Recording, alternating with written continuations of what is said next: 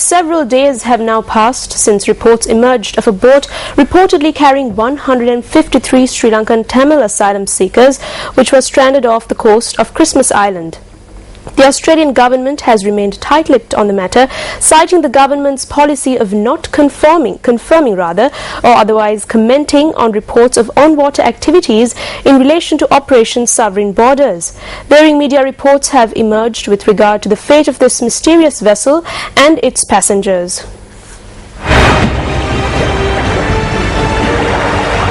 Australian media, quoting the president of the Christmas Island Shire Council, Gordon Thompson, said the asylum seekers who have not communicated with civilians since Saturday morning were on a boat allegedly intercepted by the Australian Navy near Christmas Island.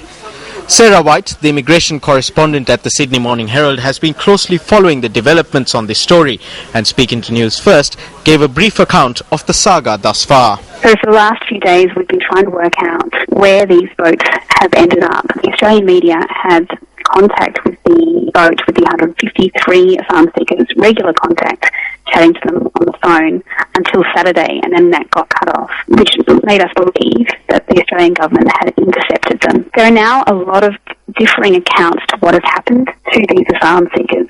Our correspondent in India today is talking to lots of senior bureaucrats. A few of them say that, yes, the asylum seekers have been handed over to the Sri Lankan Navy, whereas others say, no, they have not. So at the moment, it's still very unclear of the location of these asylum seekers and whether they have been processed by the Australian government. Australia's Fairfax media understands a group of lawyers have obtained 4 names and the dates of birth of passengers believed to be on the vessel, which had spent 2 weeks travelling from India. Speaking to the Sydney Morning Herald, human rights lawyer David Mann said Australians had the right to know whether the Abbott government was upholding its international obligations in providing protection to people needing protection. Also speaking to the Sydney Morning Herald, Director of the Human Rights Legal Centre in Australia, Daniel Webb, agreed, saying, quote, "A government confident its actions were lawful and decent shouldn't go to such extraordinary lengths to prevent scrutiny," unquote. Meanwhile, Sri Lanka's High Commissioner in Australia, Admiral Thisara Samarasinha, speaking to Newsfirst, said he had not been appraised on the situation. Australian immigration law does not require the government to appraise the High Commissioner or Ambassador of a nation when such an incident occurs.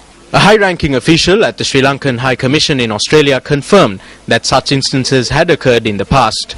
On Saturday, Ian Rintoul, coordinating officer at the Refugee Action Coalition, an Australian refugee advocacy group, told Australian media that they had lost contact with the boat that had originated from Pondicherry in India that morning. According to Australian media, the last report from the vessel said it was running low on oil about 175 nautical miles or about 300 kilometres off Christmas Island. 24 hours later, the Sydney Morning Herald reported that it is understood the 153 Tamil asylum seekers, all originally from Sri Lanka, left Pondicherry in southern India on a fishing trawler on the 13th of June. The same day, Australian Immigration Minister Scott Morrison's office refused to confirm the existence of the boat.